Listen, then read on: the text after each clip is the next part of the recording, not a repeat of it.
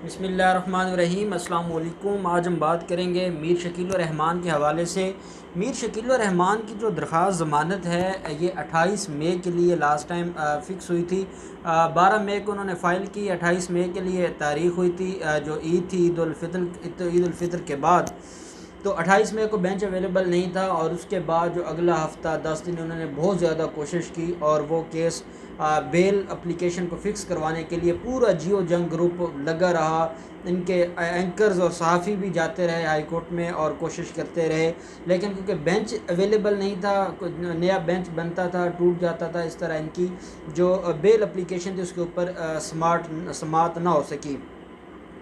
उसके बाद दोबारा क्या होता है कि 11 जून के लिए इस केस को फ़िक्स किया जाता है। जब 11 जून के लिए केस को फ़िक्स किया जाता है इस बेल पिटीशन को, तो जो दूसरे एक जज साहब थे, जस्टिस फ़ारूक हैदर साहब,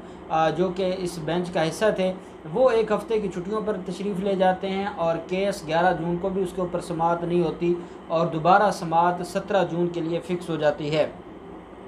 17 जून को फिर केस की समाअत नहीं होती, लेकिन नैब क्या करता है कि जब केस की समाअत नहीं थी उसके बावजूद नैब ने अपना रिप्लाई भी जमा करवा दिया। नैब ने रिप्लाई भी जमा करवाया और उस केस को अर्ली हेयरिंग के लिए फ़िक्स करने पर भी एतराज़ ना उठाया और वो केस दोबारा 22 जून के लिए फ़िक्स हो गया। अब ये कुछ 10-12 दिनों के अंदर हाई कोर्ट के अंदर 3-4 दफ़ा केस फ़िक्स हो चुका है और मैं समझता हूँ कि ये रेगुलर मामलात में हम भी देखते हैं, चाहे वो बेल पिटीशंस हों, तो इतना बड़ा जो रिलीफ़ है या इस तरीके से रिलीफ़ नहीं मिलता। लेकिन जिस तरीके से मीर शकील रहमान को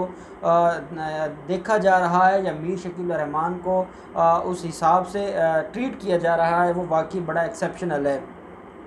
और उसकी वजह यह है कि अगर 22 जून को होता तो 22 जून को भी नैब अपना रिप्लाई जमा करवा सकता था और रिप्लाई जमा करवाने के बाद दोबारा डेट हो जाती बहस के लिए। लेकिन नैब ने ये मौका दिया है मीर शकील रहमान को और अमजद परवेज़ साहब को कि वो अपना रिप्लाई उस दिन जमा करवा रहे हैं जिस दिन केस लगा ही नहीं, और वो रिप्लाई अपना जमा करवा देते हैं ताकि जो नेक्स्ट डेट है उसके ऊपर डायरेक्ट बहस हो जाएगी और अदालत इस केस के अंदर उसको रिलीफ़ दे देगी। और उसको रिलीफ़ क्यों मिलेगा, उसकी वजह है, मैंने आपको बताया था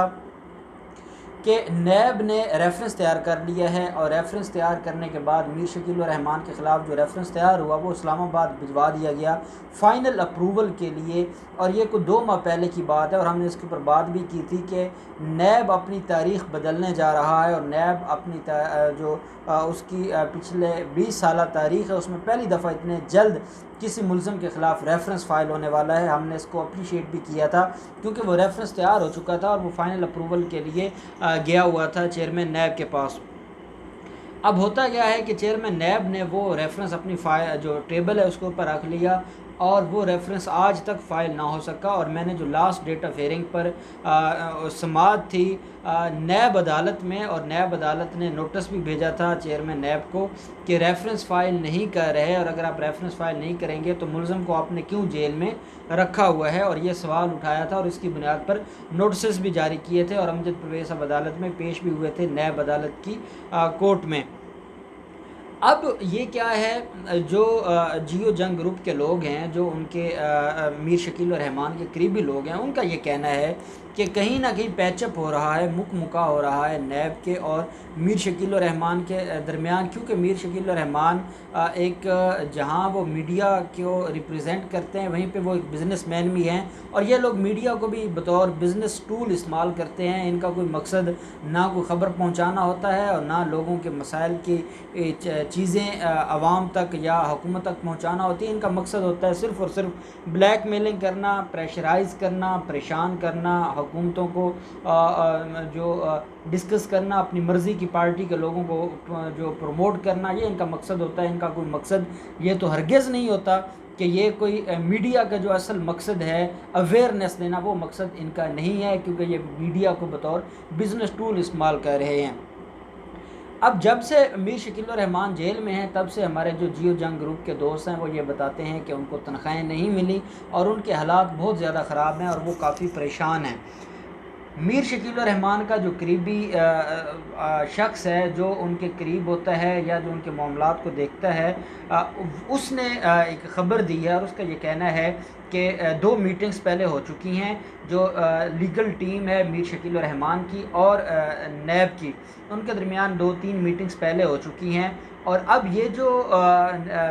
केस है या बेल एप्लीकेशन है, 22 जून को आपको पता है छुट्टियां हो रही हैं लाहौर हाई कोर्ट में भी और अदालतों में पूरे पाकिस्तान में छुट्टियां हो रही हैं। तो आखिरी डेट पर 22 जून को ही ये केस क्यों फिक्स करवाया गया है और अभी तक बेंच इसके ऊपर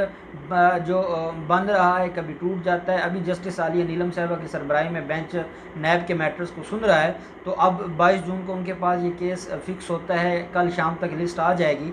असल मामला ये है कि जो चेयरमैन नैब और मीर शकील रहमान के दरमियान मामला तय पा चुके हैं और यही वजह है कि नैब ने रेफरेंस भी पेंडिंग रखा हुआ है और जो रिप्लाई है वो भी जमा करवा दिया है। रेफरेंस पेंडिंग रखने की वजह से मीर शकील रहमान की स्ट्रॉन्ग, अगर रेफरेंस फाइल हो जाता तो कभी भी मीर शकील रहमान 1-2 साल से पहले जेल से बाहर नहीं आ सकते थे। लेकिन अब ये लग रहा है कि क्योंकि इन्होंने रेफरेंस को रोक लिया है, रेफरेंस ये फ़ाइल नहीं कर रहे, इसलिए ये मीर शकील रहमान को फ़ायदा पहुंचाना चाहते हैं। और दूसरा, इन्होंने जो रिप्लाई फ़ाइल कर दिया है उस रिप्लाई की वजह से मज़ीद डेट नहीं मिलेगी और इसी डेट के ऊपर फ़ैसला हो जाएगा। और मुझे ये लगता है बड़ा कवी इम्कान है कि मीर शकील रहमान जेल से बाहर आ जाएंगे और फिर उसके बाद जब जेल से बाहर आएंगे तो अभी भी उन्होंने वो बीमारी का बहाना बनाया हुआ है और वो सर्विसेज हॉस्पिटल में हमारे दोस्त हैं, वो बता रहे हैं कि वो किस तरह वीवीआईपी रूम में उसको शिफ्ट किया हुआ है सर्विसेज हॉस्पिटल लाहौर में। तो वो पहले बीमार है, उसकी बुनियाद पर उनको फिर आगे एक्सेप्शन भी मिल जाएगी, जो इस्तिस्ना मिल जाएगी हाज़िरी से, और इस तरीके से वो केस फिर पेंडिंग होता होता और बाद में फिर शायद वो केस अपनी मौत खुद मर जाए। अब ये जो सारा कुछ हो रहा है, जो हम देखते हैं और जो हमारे नैब का जो किरदार है वो जैसे आज काजी फैज़ ईसा के रेफरेंस के हवाले से जो फ़ैसला आया है, जब मैंने ये बात की है कि वो बड़ा खुशाइंद फ़ैसला है और एफबीआर को इख्तियार मिल गया, तो हर आदमी मुझसे ये पूछ रहा है कि एफबीआर को आप नहीं जानते? क्या आपको नहीं पता कि एफबीआर में कैसे लोग बैठे हैं? क्या आपको नहीं पता कि एफबीआर के अंदर किन लोगों के बिठाए हुए लोग बैठे हैं? तो आप कैसे उम्मीद रख सकते हैं एफबीआर के ऊपर? आप कैसे ये कह सकते हैं कि एफबीआर कानून के मुताबिक कार्रवाई करेगा या वो ओरिजिनल चीज़ों को लेकर आएगा? तो ये बात तो बिल्कुल ठीक है और वाकई हालात तो ऐसे हैं कि जिनकी बुनियाद पर हम कह सकते हैं कि जो हमारा निज़ाम है उस निज़ाम में तो हमें कोई उम्मीद नज़र नहीं आती। लेकिन असल चीज़ ये है कि इनके पास सारा अब मटेरियल मौजूद था, इनके पास एविडेंस मौजूद थी और इन्होंने अपने रिप्लाई में भी ये लिखा है। ये कहते हैं कि जो मुल्ज़िम है वो मुल्ज़िम ने कोऑपरेट ही नहीं किया, मुल्ज़िम ने इनके किसी सवाल का जवाब ही नहीं दिया। मुल्ज़िम को से जब ये सवाल पूछते थे वो आगे इनको आंखें दिखाता था और उसके बावजूद ये उसको रिलीफ देने के ऊपर तुल गए हैं। और आगे जस्टिस आलिया नीलम साहिबा की सरबराही में बेंच है, तो वो फिर मामलात को अच्छे तरीके से देख लेगा। अब अगली इसके अंदर एक अहम बात है, जहाँ ये कहते हैं अपने रिप्लाई के अंदर कि वो कोऑपरेट नहीं करता था, वहीं ये कहते हैं कि इनके ख़िलाफ़ काफ़ी जो मटीरियल है वो मौजूद है जिसकी बुनियाद पर ये कहा जा सकता है कि ये मुल्ज़िम जो इसको बेल का रिलीफ़ नहीं मिलना चाहिए। फिर ये कहते हैं कि इस मुल्ज़िम अगर इसको ज़मानत पर रिहा कर दिया गया तो ये गवाहों को मैनेज करेगा, ये जो प्रोसिक्यूशन एविडेंस है उसको ख़राब करेगा, उसको शेक करने की कोशिश करेगा, ये गवाहों के ऊपर प्रेशराइज़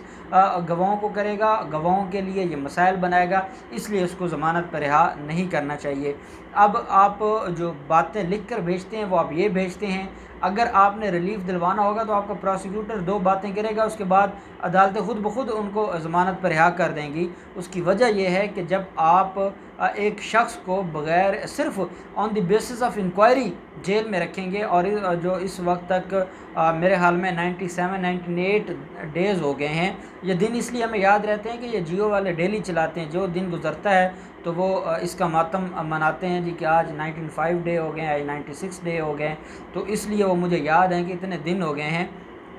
3 महीनों से ऊपर हो गया है और अभी तक इन्होंने रेफरेंस फ़ाइल नहीं किया, तो ये एक बड़ी वैलिड ग्राउंड बन जाएगी मीर शकील और रहमान के लिए। और जिस तरीक़ा से हमारे ऑनरेबल अदालतें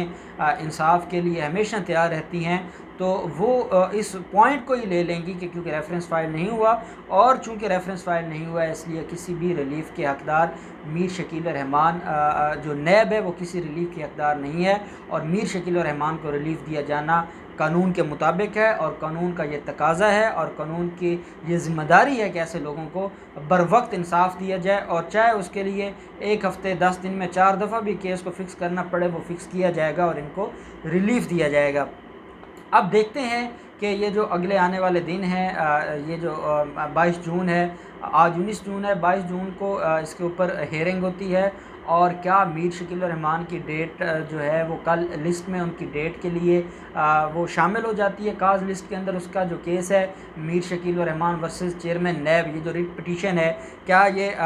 कल फिक्स होती है नहीं होती। और जो नैब के प्रोसिक्यूटर की बॉडी लैंग्वेज होगी वो मुझे कम से कम ये बता देगी कि जो ये कहा जा रहा है और जो इसके पीछे एक बात और अफवाह चल रही है कि मीर शकील रहमान और चेयरमैन नैब के दरमियान मुकमुका हो चुका है, वो प्रोसिक्यूटर नैब प्रोसिक्यूटर की बॉडी लैंग्वेज से समझ आ जाएगी। तो जो इस केस के हवाले से जो डेवलपमेंट होगी और इसकी बेल एप्लीकेशन के ऊपर जो